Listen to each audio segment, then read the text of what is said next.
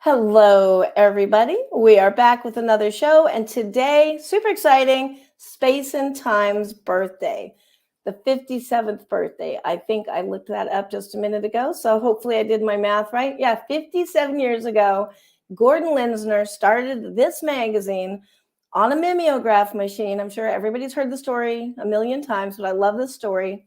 As a high school student, it's still here today. So we have Linda D. Addison, which is the amazing poet goddess that does all the submissions for Space and Time for quite a while. She's going to tell us a story about how she connected with Space and Time and about what she's doing now, which is her Word Ninja column, and like what isn't Linda Addison doing.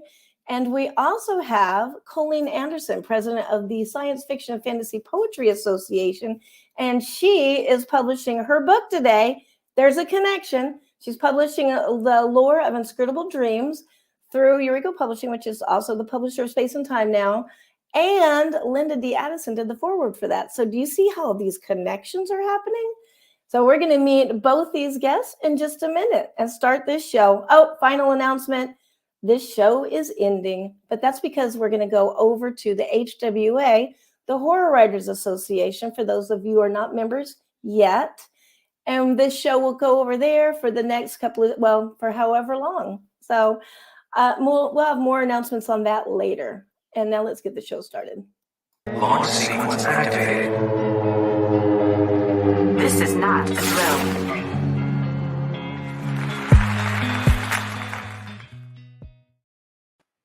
Hello, welcome, esteemed guests. It's so exciting to have you here. All right. Well, happy book birthday, Linda. You've been at the magazine longer than I have.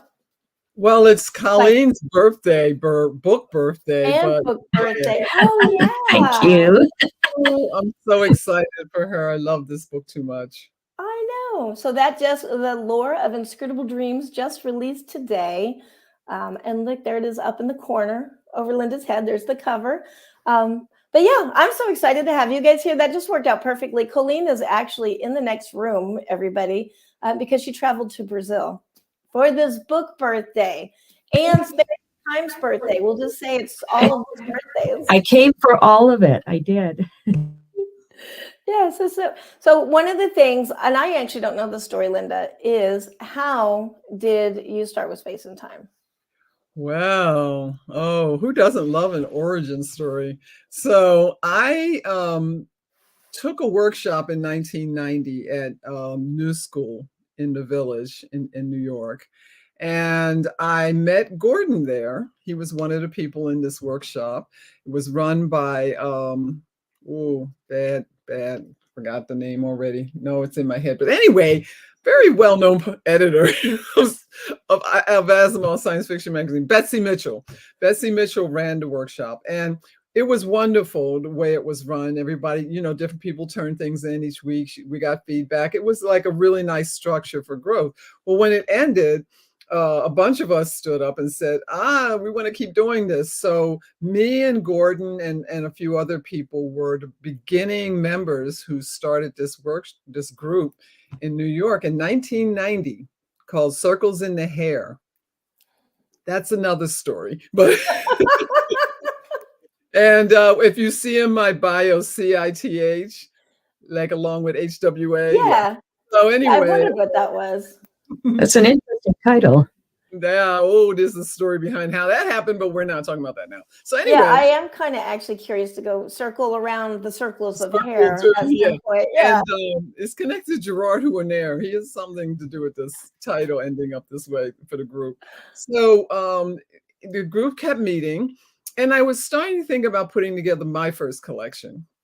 And so I talked to Gordon about it. He gave me advice that I pass on to everyone who wants to do their first poetry, short story, whatever collection. And that is, he said, why don't you go and get some of this stuff published in other places? And then we'll reprint it in the magazine that way. And it gives you like an exercising in professionalism that you may not have as a first creator of a book. And that was wonderful advice, because I did end up getting a good number of it published in some good places. And so then when I went back to him, so Gordon actually did my first, I believe my first 3 books, 2 of which won Bram Stoker's, which I was personally grateful for and beyond grateful for Space and Time. I love that Space and Time was connected to that. Anyway, so we were meeting, I think every week then. And at some point, the poetry editor was moving on or something like that. And this was I had to write it down, 1999. So 9 years after I met Gordon, he asked me, did I want to be the poetry editor? And I'd never been such a thing. But so that's when I started with Space and Time as the editor, the poetry editor, in 1999. Oh, wow. That's awesome. I actually thought you were the first poetry editor too. No, I mean, I thought it was like Gordon and then you. no, I would have to look it up, but he had someone else that was the poetry editor That's cool. before me. Well, I worked with them, like shadowed with them for yeah. issues, and then I took it on full time. You're I the might have only- submitted back then to whoever the other editor was, but I don't remember either. I mean, I have it somewhere in the ether of Yeah. my office. You are the only Space and Time poetry editor for me, Linda. You're the only one I even think of. I love you too. In all the appropriate and inappropriate ways. Oh, well, too bad I'm missing StokerCon this year. I know. So sad. We'll catch up the next time. Or if I come we here, will. I wanna come Yeah, man. come You're to new. Brazil. I've already tempted you with some of the stories. Poets Gone Wild in Brazil. Nothing Woohoo! on film. Nothing on film. What stays in whatever, what happens stays out of the Yeah, ether. yeah, exactly. Well, and then I am kind of curious about, not kind of curious, I'm curious about Sith, Circles in the Hand. Mm, You know, that you right. said you didn't want to mention it too much, but just a No, little. no, I can make it a short story. So I can make it a short story. They take as So long as you need. We're literally here to chat. That's what we all do. we do. So, like I said, we took this workshop in 1990. A bunch of us, which are still members of the workshop, but people have come and gone. But we have like a core member that started then. And at some point, we decided we wanted to do a book. Oh, let me pull this out. Because you know I do love some show and tell. So we decided we wanted to do a collection. Oh, Circles in the Hair. Yeah. But we didn't have a name for our group.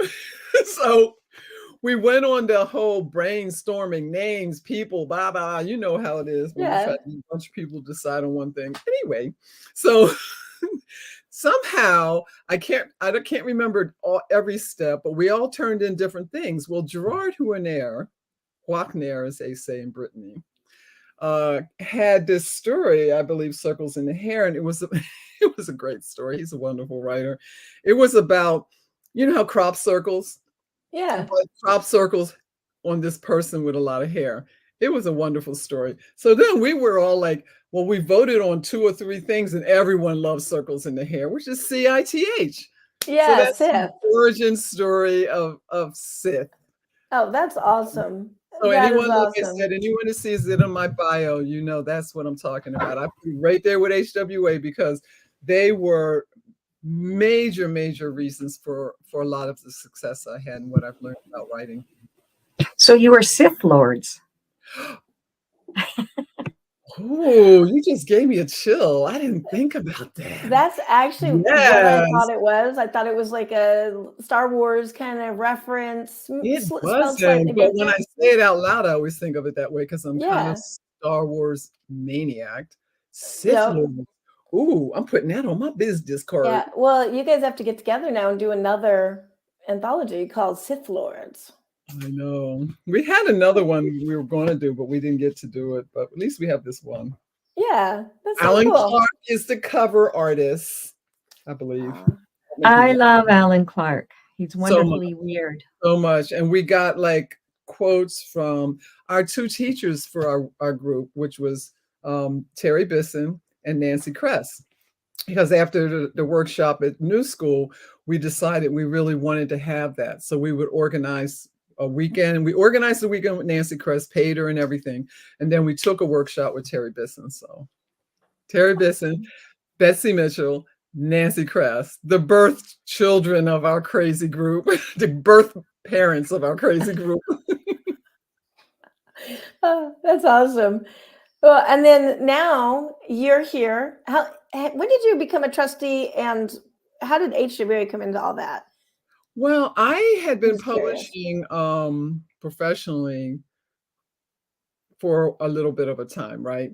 But they didn't have a way to join as a poet. So I wouldn't join until they had a way to join as a poet. And then, you know, because my decision. And Yeah, and there were people in there pushing for it, Marge Simon and other people. But yeah. every time you make a change in an organization, it's a Oh rebalancing act. yeah. Oh I yeah. was grateful when that happened. And at some point down the line, someone was like, "You should run for office." And I was like, "Okay." And Little did you know what you were getting into. I did not, but I'm actually very committed, and Angela knows this about me in particular, to being an agent of change and sharing light Hmm. with many people. So this seemed like a thing. And then I have not gotten out of it since. I mean, I'm getting ready to go look it up because I thought I had all my numbers written down, but I have been a trustee for many, many, many years. I've seen some Yeah. amazing changes happen in the organization that I'm very happy to have been even a little part of. So, Yeah. and Angela, you're a trustee. Yeah. This is my first 2 years coming up, so I've got that whole voting thing. So if I don't get voted back in, I won't be. And I was kind of like, oh, should I do it again? Like, I've done my time. I've served. Should I do it again? But there's so many important things that happen that it's kind of like it really is. So anybody talking about volunteering, all three of us are big volunteers for different Yes, organizations you will be for talking about both. Miss Colleen's big part. But I mean, Yeah. the thing is that people have to understand about all this kind of thing. There are some places, I think I'm looking here, I think I started in 2008. Hmm. So the big thing about being different, because I'm involved in different organizations too. I'm Shirley Jackson, I'm involved on the board there. Some board things you can do like once a year, or your Yeah. name's on the thing. And Board of Trustees HWA, you talking about a daily check-in Hmm. interaction. It is not a small decision. We've had people who were trustees who didn't run again. It's not automatic because Hmm. it takes time and it's a decision to make. Hmm. If you're very involved in your career, your life, your family, your whatever, Yeah. sometimes 2 years is enough. Yeah. Things happen. So, but I'm going to say thank you to both of you for all that you do, because I know a lot of times people don't see it for SFPA, HWA, all the other ones. Yeah, and SIFWA now is doing the poets, so they're constantly. Again, yes. It's Mhm. like I was invited by Steph many years ago when I had a poem in Amazing. And then they got rid of poetry, and I was pretty disgruntled. I went, well, I'm just going to go over to the Horror Writers Association. And I do kind of more horror anyway. So there you go. Yeah, so that's awesome. They're following our lead. That's what I'm gonna say. You know. Yeah. So all right. Well, tell me about. Let's go to the lore of Inscrutable Dreams, which you did a beautiful introduction for, and then we're gonna talk about that a little bit. Oh man, you know what? That every single piece in there, I'm getting chills just thinking about it, touched me in different kinds of ways. So writing a blurb is impossible for something like that, right? It's just hard, hard, hard. I mean, Colleen's work I've always loved. I've followed her for many years. I love her voice, the music. She tells stories. She has a depth of understanding of folklore and is able to bring that through in a brand new her way of reacting, showing you a different way of looking at things. So it was a joy and a pleasure. Well, I super appreciate it, Linda, that you're so supportive, and I mean also supportive like of writers everywhere, like what you're doing Only the good with stuff, honey. volunteering. I ain't got time. Yes. If it's something that needs some evolution, I'm not going to spend, whatever. Well, there is limited time, but I do appreciate it. And thank you very much for the introduction. That was My great. joy, my Yeah. joy and pleasure. Yeah, well, tell me about the lore of Inscrutable Dreams, which was also birthed today, coincidentally on Space and Time's birthday. I don't know how some publisher didn't connect that up as a thing, but it's a thing. Well, as you know, we were speaking at the university with the Unidade here in Brazil, in Rio do Sul, trying to learn to speak a little bit of Portuguese. And I think somebody asked me like if I had written everything for the book, and I actually the lore of Inscrutable Dreams, the larger part with the magical objects, was written specifically as a collection over a couple years. And I just thought about like we always write about the beings, but they all have a tool that they're using in some way. So I wanted to write about that, whether it's divine wings or a mermaid's comb or the looking glass and, even Schrodinger's box. So it was kind of a lot of fun doing that. I started writing those when I was in Spain traveling, and I just always carry a blank book and work on poems when I'm traveling. And then I had my tarot poems, which were based off of the major arcana, and where each card, like the death card or the fool, inspired a poem. So it's sometimes maybe loosely connected depending on how people read it. And then we have cars and dogs honking and barking. And then there's a small section on Oz. I went to the Center for the Study of Speculative Fiction writing workshop. It's now at least 10 years ago, but it was like, we're going to Kansas. Well, you got to, Oz kind of came up. So I even tried to get red shoes for it, but I ended up with silver shoes, which were the original color of Dorothy's shoes before they were colorized. And well, not they weren't colorized, but they did them in color in the film so they'd show up better. And so then I wrote some Oz poems and just the different perspectives, like the straw man and the flying monkeys. And sometimes a lot of my poems do have a feminist twist to it. I'm giving women voice in a different way, or looking at like, oh yeah, and that this poem isn't in Inscrutable Dreams, but like Leda and the Swan. She's getting raped by a swan who is a god, and she doesn't get a lot of choice there. So, sometimes it's like, what does it feel like from the other point of view?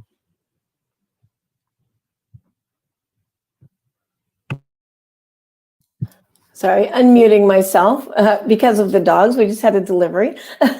Now, I love this collection, obviously, because, I published it. But yeah, super, super awesome collection. I love that you do point that out, because a lot of times that is the story that's not really told. And I think a lot of times it's the women that these stories are meant to like keep us in our place a little bit, like, don't be too beautiful because a god will rape you, but it's your problem for being too beautiful. Yeah, and even if you're like the god's coming after you, but it happens to be somebody else's temple who's a goddess, she doesn't take it on the god because she can't, right? Zeus is the I can't speak suddenly, all powerful god. And so then Athena punishes the human female. And again, it's like, yeah, just women get the brunt of it. And yeah, in fairy tales, we're often kind of like, well, women have to be good and women have to be in their place and follow the rules. This is what I love about Colleen's writing in particular, and I know it leaks through mine also. I mean, if you look at the history, Colleen's not making this up. She knows the history of these things. If you look at the history of the stories, the fables, the way things are done, then you see who wrote those. Men. And why? For control. So, this is I don't even know that it's feminist. I mean, friggin' men should be feminists. Everybody should be feminist. I think feminist equals human. Yeah, I agree. And I usually don't call myself feminist. I call myself an egalitarian. And, and to me, it's like, yeah, everything should be, and of course, our world is very rife with various things, but everybody should be just treated equally. Yeah, I like to think of myself as a humanist too. So I think that is something that I so connect to and always have with Colleen's writing, whether it's Mhm. clear or not, it comes through that different viewpoint. Yeah. No, I agree. I am a huge fan of both of you. And I'm a fan of yours too, Angela. Oh, Me thank There too. we you. are, I love mutual Angela's fan club, right? writing. Hey, this And is this whole show is canceled. We're just going to tell each other how awesome and pretty we are. Okay, sorry guys. yes, we are. I Some know, right? realities you can't deny. This is the goddess show. Tell me about what you guys have going on now and where you're going from this. Because we talked about the past, we've got space and time. I mean, obviously, Colleen is going to be pushing the lore of inscrutable dreams. Like that's what she's focused on now. But I know you have other things going on. Linda always has 10 million things going on. So that's a whole show right there. We should just have a show of Linda. What are you doing now? I'm going to sit back and listen. Um, I'm only going to talk about a couple things, and I am constantly trying. Anyway, not to do less, but have a little breath time. Okay, whatever. So, two big things this year besides showing up in some um, anthologies and stuff like that. Two big things. One, I'm on the novel road. Haven't done that yet. All of the work that I have been um, given acclaim for has been collections of poetry and short stories. And I tell Joe Lansdale if it's his fault that I'm doing this now because he shamed me into it. Oh, that's And then funny. Rick Hotela, that's another story. I got stories, please, girl. Anyway, so I have an agent. I got an agent in February. I signed with Lane Helmont at Tobias Literary Agency. I'm very delighted with what they're doing. Oh, I don't have awesome. anything to announce, but I'm very happy with working with them. So the novel is one thing, and this first novel that I finished that he has is the first in a trilogy, and the trilogy is hard sci-fi. Oh, So that's awesome. kind of major. Well, And the I other think I big, might have a clue what that's about because we did that horror writers workshop with John Skip, yep, and we did the cards back and forth yep. on our novels. Yep. Yeah. And that was the one I was chewing on at the time. You were right. Man, you got a better memory than me, which is not hard, sadly, but you do. And then the other big thing is so that's kind of full time all the time in between working with organizations and everything is Madness and Writers, the TV series. Oh oh my God. yeah, Oh my God, I didn't even see that coming. It wasn't even on my bucket list. Every day I wake up, I'm like, what? that's So awesome. they have one trailer out, and the first episode of it is called Madness and Writers, The Untold Truth, dash Question maybe, mark. question Or mark. yeah, maybe. you know, it's fun. Oh, that's So awesome. that was I want to make like not mess up the names of who's involved, but it was Velva Carter is the main, this is her idea.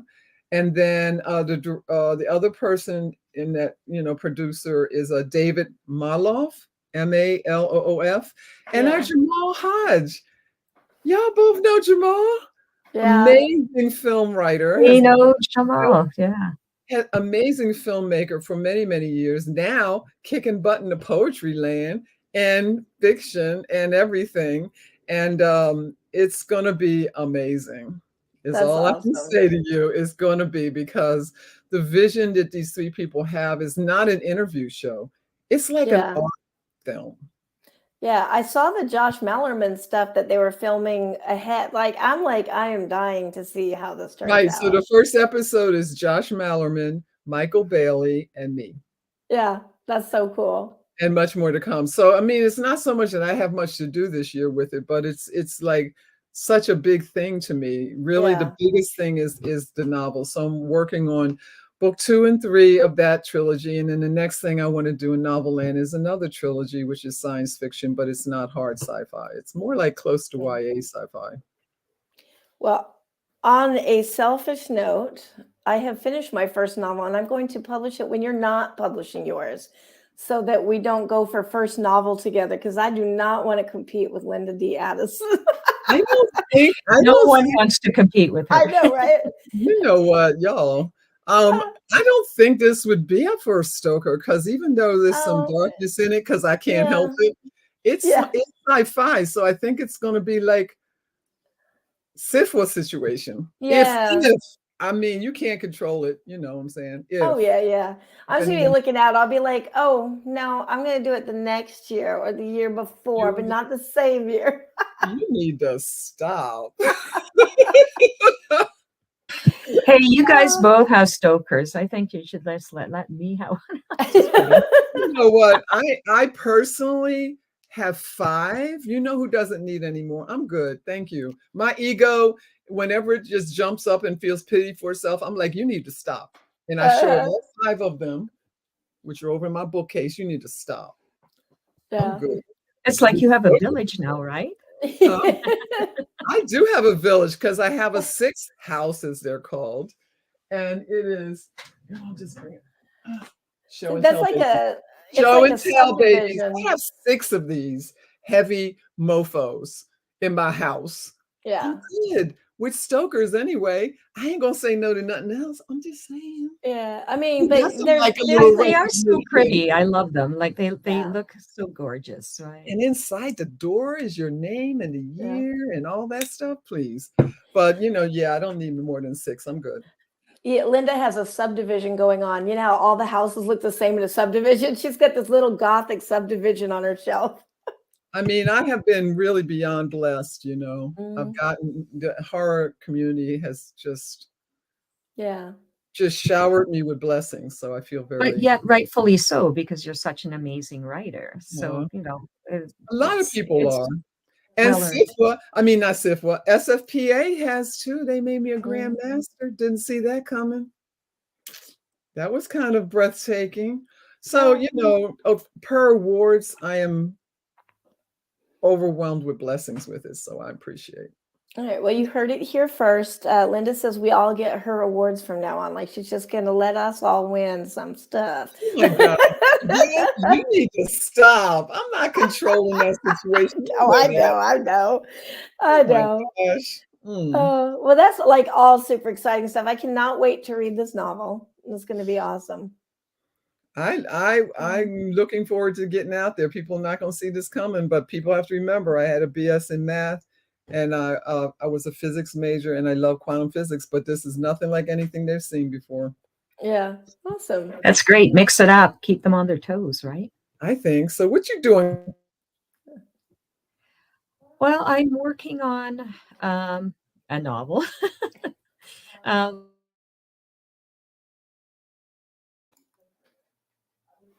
It muted.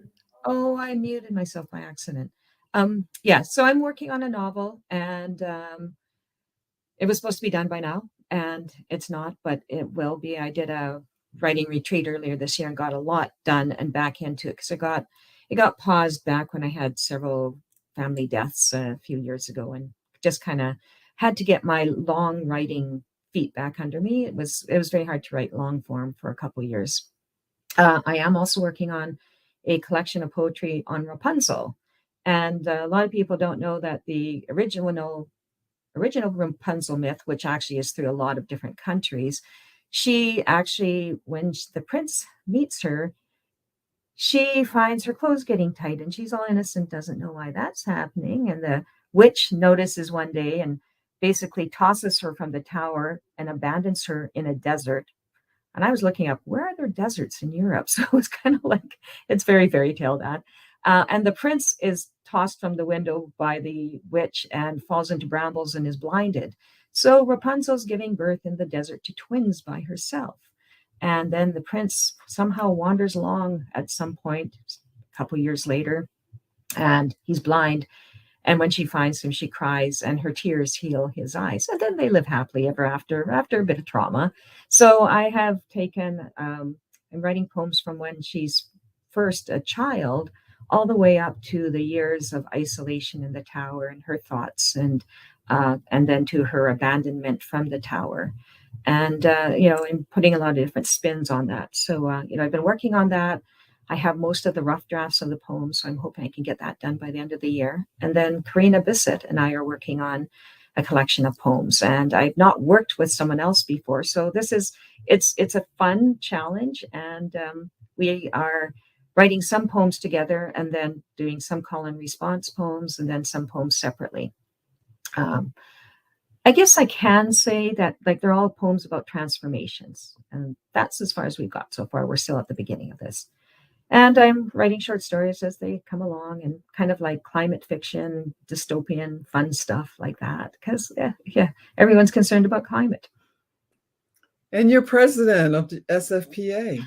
I am president of the SFPA, and we're working on several things. So one of the things that we brought in this year was the President's Lifetime Service Award, and that's service to speculative poetry and to the SFPA. And we awarded the first one to Debbie Kaloji, who was president of the SFPA in the past, brought in dwarf stars, champions all sorts of short form poetry, and continues to do so. Like she does a lot, and so she is a very good inaugural recipient to have. And we are actually looking for a graphic design to put onto the plaque. We have a lovely rocket ship for a lot of our awards, but I'd like to see something different and unique. So if anybody has an idea or a design that's clear, clean graphic, send it to the SFPA and we'll be happy to consider it.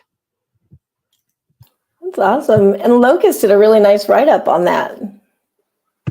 That award. Yes, I was very happy that Locust contacted us and did a write-up for that. So it's nice to see that writers who are doing a lot for the writing community and doing excellent work, like Debbie's an excellent poet too, they're getting that recognition. And it's nice to see poetry growing, right? Stifwa has suddenly gone, oh yeah, maybe we shouldn't have got rid of poetry. And it's like speculative poetry is becoming more international. And I did the talk I did here, like I was so amazed and impressed that all these students who were there on their own choice were so interested. And that's Brazil. So, we're helping to spread speculative poetry everywhere.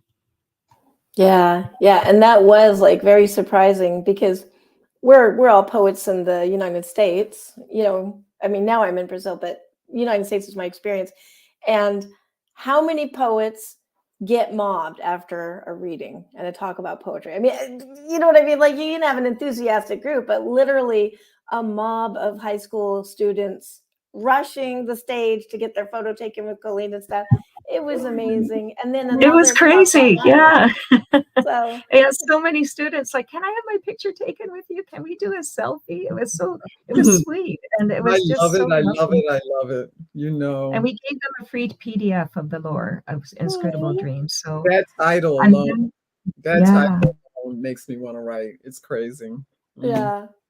Yeah, so that's part of why I'm in Brazil, is to forge this connection. There's many reasons why I'm in Brazil, including a granddaughter, but it's also to forge this cross-cultural connection, and I think it's going amazing. So I'm super excited. I'm going to try to lure Linda here. I'm going to try to lure all the poets and writers here. It's all time and money. It's not because I don't want to be there. Yeah. Which I wonder if we can start doing Brazil trip grants somewhere. Now we're talking. That's what I'm saying. Living here on Social Security, baby, please. Yeah. We need a travel grant, right? The HWA travel grant. Spread the word. I know a couple of board members that could suggest something like that. Just saying. You do ya? Yeah, that could be. You never know, right? And let's not forget, before we forget about Space and Time, early. Oh yeah, yes. Show and tell. Yeah, but anyway, I just want to say. Yeah. Oh, and then going back to Space and Time, the other thing that I'm supposed to say, we're getting ready to do a free download of Brian Matthews' story in that last issue. He had the Infernal. Thank you. I was like, I just had the title in my head. And the reason why we did that, this issue had no art in it. Well, it had some art in it, but we tried to take the usual heavy graphics out. And part of that was to show like book banning. What are we losing? We are losing a lot of things. It was a little bit of a statement. There's probably better ways. Every artist got paid anyways. I just finished those payments. So no artists were not paid for that. Because after I thought about it, I was like, that's really not fair to the artists, though, because they didn't choose to make the statement. But anyways, that issue is going to be a free download on the website. And it has Brian Matthews' story with the art. And it talks a little bit about book banning and why that's not a good idea.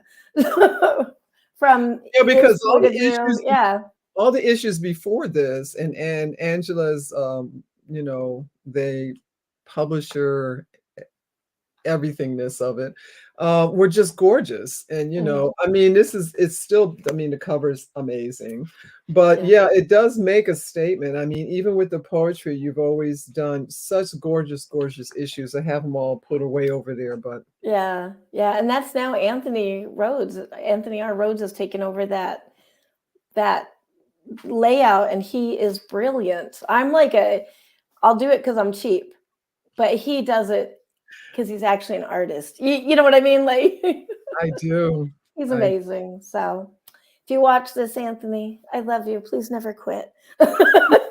Linda, I love you. Please never quit. Girl, trying not to. Always trying not to. Oh, speaking of editing, I should mention that I will be joining OnSpec, which is the Canadian long-time speculative fiction and poetry magazine. I'll be joining their team of editors in the fall because I don't have enough to do either. Clearly, that's awesome. I love OnSpec. I do. Yeah, they're great. Yeah, well, I am excited for all the things. Thank you so much for you guys, both of you coming in here. Colleen for flying all the way to Brazil. And there was some driving involved. That's the part I remember. All the way here for this show. And happy birthday, Space and Time. And thank you to you guys for continuing to put it out and do such an excellent job. Thank you. Yeah. And then happy birthday, Lore of Inscrutable Dreams. We will have to reprise this next year because we will have a double book birthday again. It's awesome. I'm so happy to see this entering the world. It's an incredible collection. I'm hoping I can get copies in time for StokerCon, so I'll have some hard copies. That would be great. Because there's one coming your way, Linda. Yay! One last thing. I'm teaching a workshop. I'm going to shout out separate from this. I'm teaching a workshop at StokerCon. I have been teaching one for years on poetry forms, but this is a whole new one where I'm teaching how to use the tools in poetry to create more effective fiction and nonfiction. And I just had like a little heart pain because anytime I can take any of your workshops, I do. I'm going to say taking Linda's workshops made the difference in my poetry where I can't even remember. I think it was the Queen Mary one. And I left your workshop with my heart pattering like, oh, poetry can be all these things. He can be all these things. And just kind of like, and that was where I had been writing poetry, and like Peter Solomon published my first one in the showcase, which is why I'm such a, fan of the showcase. But it was that class, that workshop that exploded my brain for, I love poetry and all the things. Poetry is magic. Thank you for saying that. It's part of my life's work. I know a few people who have taken it and then gone on to create collections and get a lot of attention. This makes me so joyful. Yeah. And I don't know how many times Amy Zollers, who would be with us today, but she had something else happen. I told her that whole reverse the poetry thing that you said to us, like you can take a poem, turn it inside out and make a new poem out of it, and you'll get new perspectives and stuff. So she's actually, I think, doing a whole collection on that. And she knows it came from you. I was like, Linda Addison in this class told me this, and she tried it like this. So it's like, it's a ripple. Yeah. So. I'm just, I feel like, I'm just a flashlight, or I'm not the battery. I don't know how to say it better. Not very poetically said, but anyway, but that workshop is, you can still buy that in Horror University. I believe it's possible the new one I'm doing may be available, but I'm not 100% on that. That would be very cool if they recorded it for Yeah. HU. Anyway, I'm excited yeah. about doing a whole different That's slant awesome. of Yeah. use what the three of us know that you have as tools to make effective poetry, how to use that to make effective fiction and nonfiction. So Yeah. That's very fascinating. I haven't actually looked at the workshops yet, but I'm going to have to do that, see if I can fit it in. oh man, there's always some others that I want to take. Like I you said, know. when you and I took that one with John Skip, that was a game changer for me. Yeah. Yeah, it actually really helped me a lot too. And I'm Mhm. still using the cards Mhm. like to write my story and just flipping through as I go. Absolutely. That's awesome. Well, all right, Colleen, you have to go take this workshop now and take notes and share your notes with me because I won't be there. but yeah, I guess that's it. Like we actually ran a little bit over, but hey, it's us talking about poetry and stuff. You know that's gonna happen. Thank you both for being here, and I cherish both of you. I cherish both Aw. of you. Thank you for inviting, and I adore and adore and adore you, Angela. You know, the depth of your caring and wanting to help everyone heal in the universe is just We can wonderful. do it. Okay. Thank goodness. Okay. Each in our own way, baby, but you really do it with a totally open heart, and I really appreciate that. Oh, yeah, thank you. Yeah. Yeah, you really want to buoy up writers and lift them up. I think that's so amazing. Yeah, I think we're each doing it in our own way, but for sure. We are. You. Yeah, because I was like, nah, I think it's pretty much equal, but you're Yeah. pretty and you're pretty. Everybody's pretty. We're so pretty. Well, I appreciate you guys being here. We're actually going to close the show out with a little advertisement from Rook Riley, who's offering author services. And so, speaking of that little writer push, just doing a little writer push for her. And as well as she's a poet. So, this is perfect. But thank you guys, both of you. I love both of you.